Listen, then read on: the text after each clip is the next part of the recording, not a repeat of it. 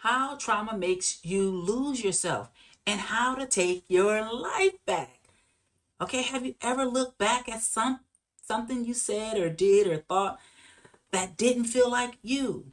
Just didn't feel like you. Maybe you yelled at someone you loved, or maybe you completely shut down. Maybe you apologized for something that was not your responsibility, or maybe you agreed something you didn't want to agree about, or maybe you abandoned your boundaries just to keep the peace. Then after the moment passed, you wonder, why do I keep becoming someone I don't recognize? Here is what may actually be happening. Trauma does not only affect your happiness, confidence, or peace, it can disrupt your ability to remain connected to yourself when you feel threatened. It can disconnect you from your body, silence your voice, distort your perception of danger, and allow your past to take control of your present. I call this the loss of self-perception. It means remaining connected to your body, voice, values, judgment, and God-given identity, even when powerful emotions are present. It means you can experience fear without allowing fear to take every decision. You can experience guilt without automatically abandoning your boundaries. You can experience rejection without chasing someone who's hurting you. You can become angry without allowing anger to choose your behavior. And today we're going to explore what self-possession really means, how trauma disrupts it, what happens inside your brain and body when survival takes over, and how you can begin reclaiming your ability to choose your response. I'm Krystal Boothe, and this is Trauma Talks. Thank you guys for joining, okay?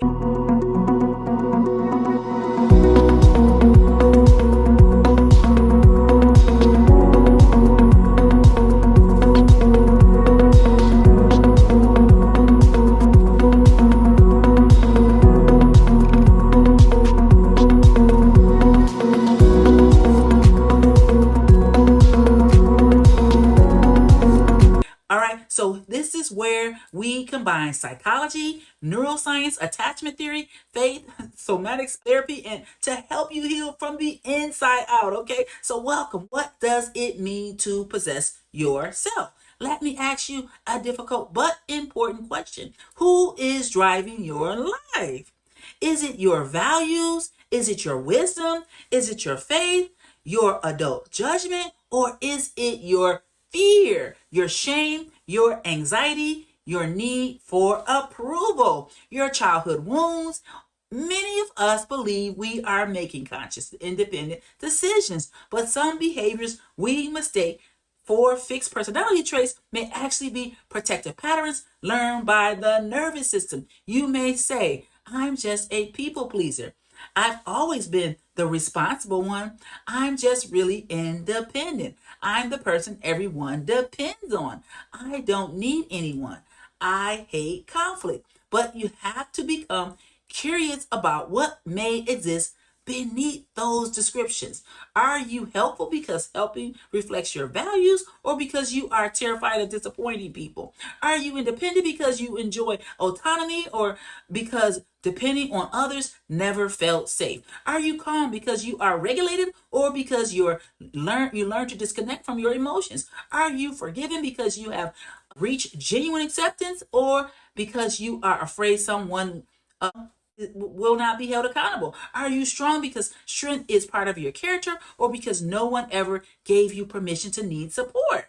The behavior alone does not tell us whether it comes from freedom or survival. You have to examine what is driving the behavior. Self-possession is the capacity to stay connected to yourself long enough to make that distinction. It allows you to ask, what am I feeling? What do I believe? What do I need right now? And what is my responsibility? What is not my responsibility? And what choices align with my values rather than my fear? That is not selfishness, you guys. That is psychological ownership, okay? All right, so trauma does not just hurt. It organizes you. One of the biggest misunderstandings about trauma is the belief that trauma is simply something painful that happened in the past. Trauma can begin with an event, a relationship, or a prolonged environment, but it affects may continue through patterns your nervous system developed to survive. The original danger may have ended, but your brain and body may continue responding as if similar dangers could return at any moment. Trauma can begin organizing what you notice, what you ignore, what you expect from people, what you interpret as rejection, what you believe you must do to stay connected, what emotions you permit yourself to experience, and what parts of yourself you hide in order to remain safe. This is why the past can feel emotionally present, even when intellectually it's over, that it doesn't exist. You may know my current partner is not my former partner, but your body responds to a change in tone as if betrayal is about to happen again. You may know I am an adult and I am allowed to say no, but your body reacts as someone disappointed, as if you are a helpless child about to lose love all over again.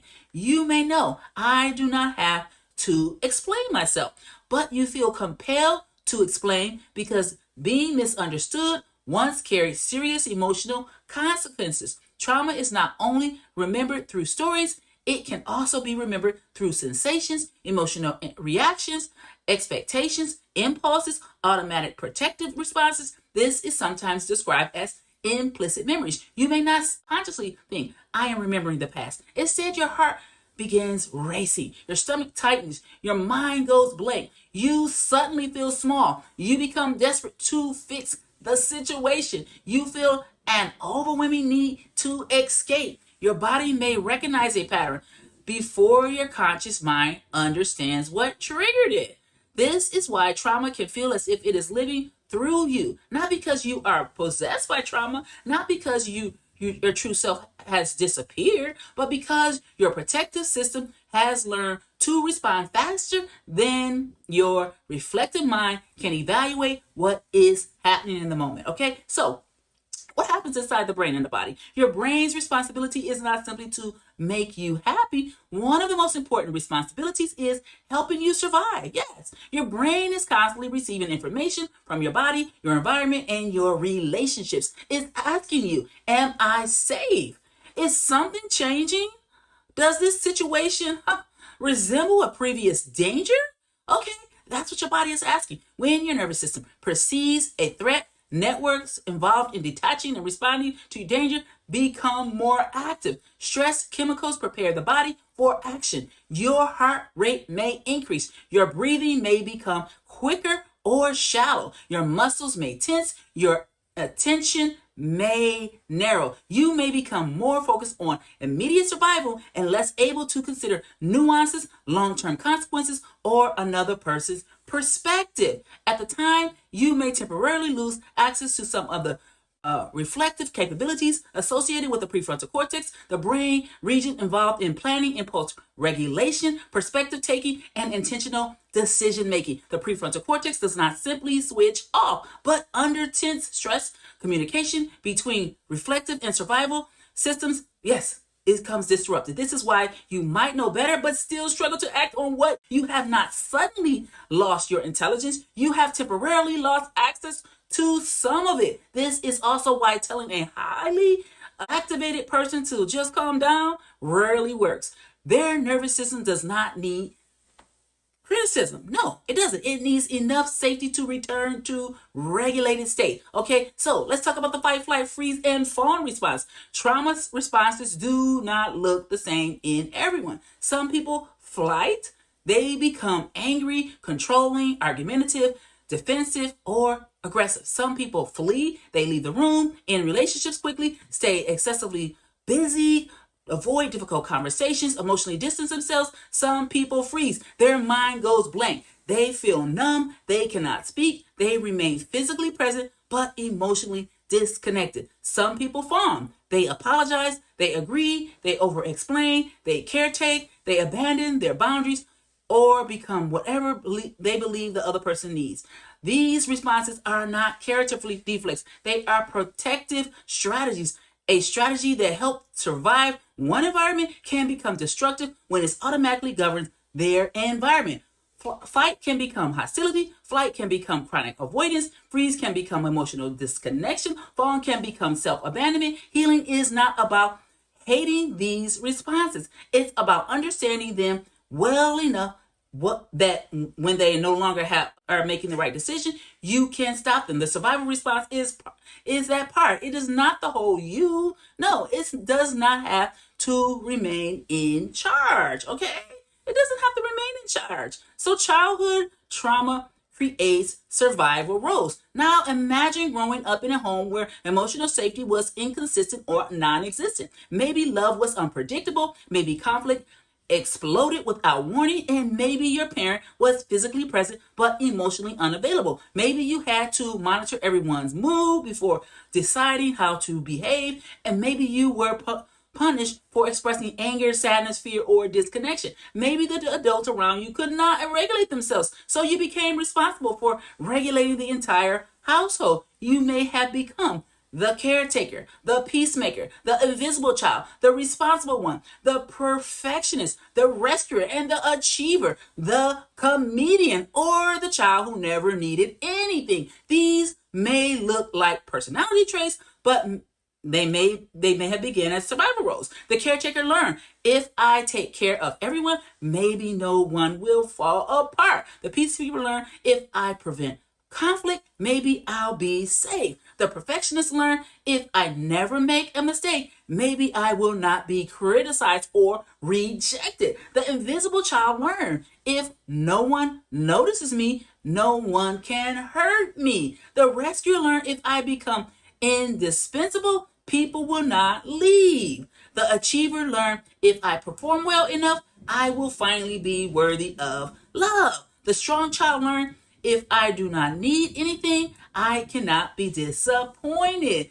These roles were intelligent responses to environments in which the child had limited power. They helped the child preserve the attachment, predict danger, or reduce conflict. But survival roles often come with a painful cost. You become highly skilled at reading everyone else while losing the ability to read yourself. When other people are uncomfortable, when they are disappointed, what they expect, yes, what version of you will keep them happy? Yes, but when someone asks, what do you want? You may not know what to answer. That is how self-possession begins to disappear. You understand that? Attachment and the fear of losing connection. Children are biologically dependent on caregivers for survival. They need them. That means attachment is not optional. When a child experiences a conflict between authenticity and attachment, the child will often sacrifice authenticity to survive the relationship. The child may learn, if I tell the truth, I could lose connection. This is my parent. If I express anger, I may be rejected by my parent. If I have needs, I become a burden to my parents. And if I disagree, love may be withdrawn from me. If I set a boundary, I will be abandoned. So the child adapts. They hide their feelings. Yes. They suppress their needs. Absolutely. And they ignore the boundary and become who the attachment relationship appears to require. That pattern can continue into adulthood. You may remain silent because silence once protected connection. You may tolerate mistreatment because accountability once threatened attachment. You may feel overwhelming guilt whenever you choose yourself. The guilt does not necessarily mean you are doing something wrong. Sometimes guilt is the emotional consequences of violating an old family rule. The rule may have been other people's needs come first. Do not make anyone uncomfortable. Do not question authority.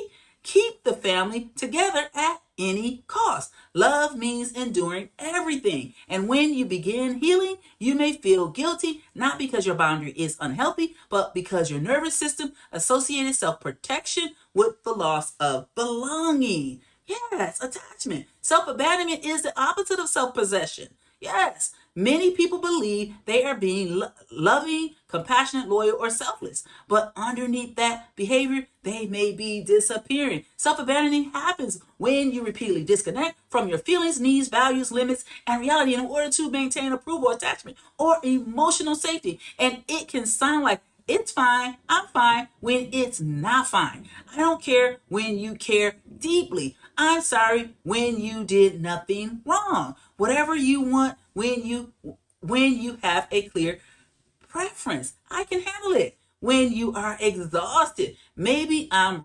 overreacting when your body is telling you that something is wrong. Every time you silence yourself to manage someone else's reaction, you reinforce the belief that connection requires self-betrayal. Every time you ignore your body's exhaustion, you teach yourself that productivity matters more than humanity. And every time you accept blame to end a conflict, you teach yourself that false peace is safer than truth. Sometimes you remain in a relationship where your dignity is repeatedly violated. You teach your nervous system that belonging requires suffering. Healing is not about becoming a completely different person. Healing is recovering the part of yourself that you had to hide, silence, or leave behind. Okay, so let's talk about protected parts, not the enemy. When people begin trauma healing, they sometimes become angry with the parts of themselves that survive. They say things like, I hate that I'm a people pleaser. I hate that I shut down. Yeah, I hate how needy I become. I hate that about myself. I hate that I cannot trust anyone. But shame will not heal a response that was created through fear. Okay? Shame will not heal a response that's created through fear. Your protected parts are not the enemy. The parts that over-explain may be trying to prevent misunderstanding. The part that becomes controlling may be trying to prevent chaos. The part that shuts down may be trying to protect you from emotional overwhelm. The part that punishes or pushes people away may be trying to prevent abandonment. The part that rescues everyone may be trying to prove that you deserve a place in their lives. These strategies may now be causing harm, but they began with a protection intention. Instead of asking what is wrong with me, I want you guys to try asking something different. What is this response trying to protect me from? Okay, what did this part of me learn would happen if I did not react this way? Okay, is that threat still present? What does this part need from my adult self now? Okay, what do I need? Self-possession is not created by destroying your protective parts. It develops when your adult reflective self learns to listen to those parts without allowing them to control every decision. Okay, so what's healthy self-possession look like? A self-possession person still experiences anxiety. They still experience sadness. They still experience rejection, guilt, or grief and anger. The difference now is the absence of emotion. The difference is not that. The difference is that emotions become information rather than unquestioned instructions. A self-possessed person can say, I feel rejected, but I do not have to chase. I feel afraid, but I do not have to disappear. I feel angry, but I do not have to attack. I feel guilty, but I do not have to betray myself. I feel responsible, but I need to determine whether this responsibility actually belongs to me. I want a connection, but I will not sacrifice my dignity to receive it. Okay, this is emotional maturity. Okay, this is the ability to remain connected to yourself while experiencing emotion. Self-possession also allows you to hold two truths at the same time. I love this person, and their behavior is hurting me. I understand their trauma, and they are still responsible for their choices. Okay, I can have passion without offering unlimited access to me. Okay, I can forgive someone without returning to an unsafe relationship. I can be a Christian and still have boundaries. I can experience a trauma response without making that response my identity. This is psychological integration, you guys. Okay, self-possession is not emotional control. Many of us were taught that maturity meant never crying, never becoming angry, never needing reassurance, and never expressing emotional pain. But that is not emotional regulation. That is often emotional suppression. Says this feeling is unacceptable. Self-possession says this feeling is present and I can listen to it without becoming consumed by it. Suppression disconnects you from your internal experience. Self-possession helps you remain present with it. You do not have to eliminate anger. You need to understand what your anger is communicating. You get it? Okay? You do not have to eliminate fear.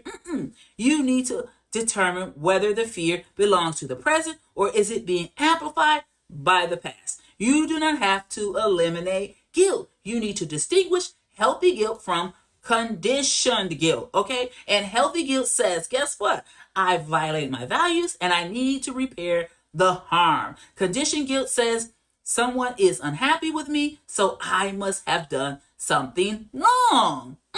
Those are not the same thing. Emotions are real, but emotions are not always complete interpretations of reality. They deserve attention, not automatic obedience. You got that? Okay, so self-possession and the window of tolerance. We function best within what trauma professionals often call the window of tolerance. Inside the window, you can feel emotion while remaining able to think, communicate, reflect, and choose. When you move above that window, you may enter hyperarousal. You might experience panic, racing thoughts, yes, anger, absolutely, hypervigilance, restlessness, and an urgent need to fix, fight, or escape. When you move below that window, you may enter hyperarousal. You might experience numbness, disconnection, exhaustion, mental fog, emotional shutdown, or the feeling that you are no longer fully present. Self-possession becomes a difficult outside the window of tolerance because your nervous system is prioritizing protection over reflection.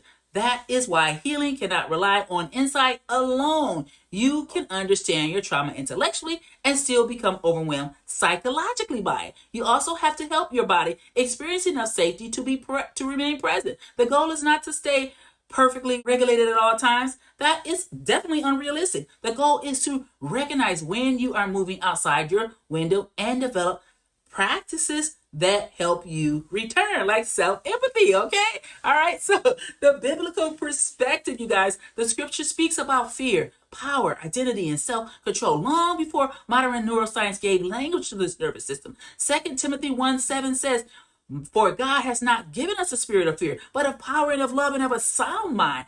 A sound mind is not a mind never experiencing fear. No, that's not it. It's a mind that can return to truth when fear tries to take control. Galatians identifies, yes, self-control as a fruit of the Spirit. Notice that it does not say emotional suppression. Self-control is not denying what you feel. It is allowing your emotions to come under the guidance of wisdom, truth, and spiritual discernment. But we must be careful here. Becoming triggered does not mean you lack faith.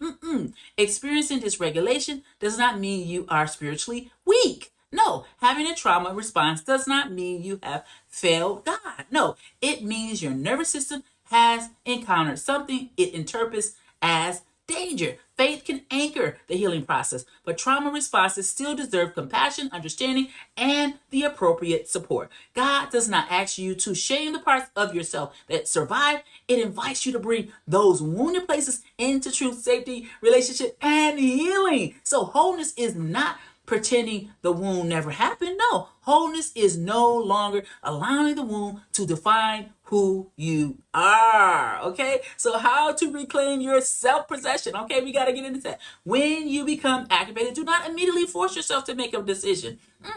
Regulate first, regulate second, reflect second, and respond third. Here's the 5 steps, you guys. Okay, 1, pause. All right, in possible pause. Stop for a moment. Do not send the text. Do not take the final decision. Do not immediately agree, apologize, attack, or leave. Give yourself permission to create space between the trigger and your response. That's what you need to do. Okay. Step 2, orientate to the present. Okay. Place both feet on the ground and notice the support beneath you. Okay. Look around the room slowly. Name 3 things you can see. Notice where you are. Remind yourself, yes, I am here. This is the present moment, okay? I have choices now that I may not have had before, okay? Step 3, notice the body. Ask, where do I feel this in my body? Is your chest tight? Is your jaw clenched? Does your stomach feel unsettled? Notice it, okay? We're noticing now. Do you feel hot, cold, numb, restless, or frozen? You are not trying to judge or immediately change the situation. No, you're rebuilding communication with your body. All right, now step 4. Name the protective story. Okay, ask, what is my survival brain telling me right now? Maybe the story is, if they are upset, they will leave me. If I say no, I will be rejected. If I do not fix this, everything will fall apart. That's a big one. Okay? If I make a mistake, I will lose their respect. If I show emotion, I will lose control. All right, now ask, is this danger occurring right now? Or is something in the present reminding me of the past? This question helps separate present reality from past conditioning. All right, now step 5, choose from your values. Ask, what does this moment require?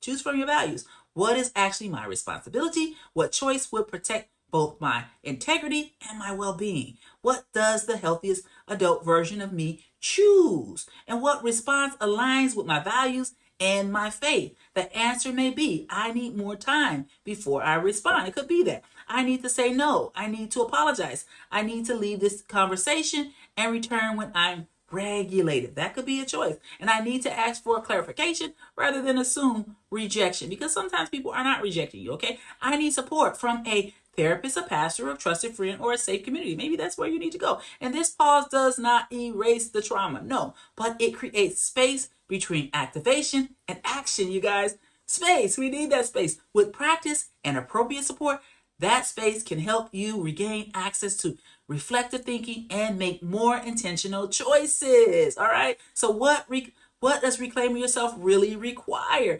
Reclaiming yourself requires self-possession, not a single breakthrough. It's a repeated practice. It happens every time you tell the truth after years of silence. Every time you rest without earning it first. Every time you tolerate someone's disappointment without immediately abandoning your boundaries. Okay? And every time you ask for help instead of automatically becoming the strong one. You don't have to do that. And every time you allow someone to care for you without rushing to repay them. Every time you recognize this feeling is real, but it does not have to make this decision.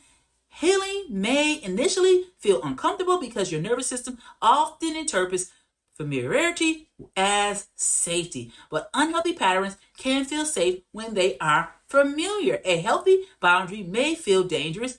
A reciprocal relationship may feel unfamiliar.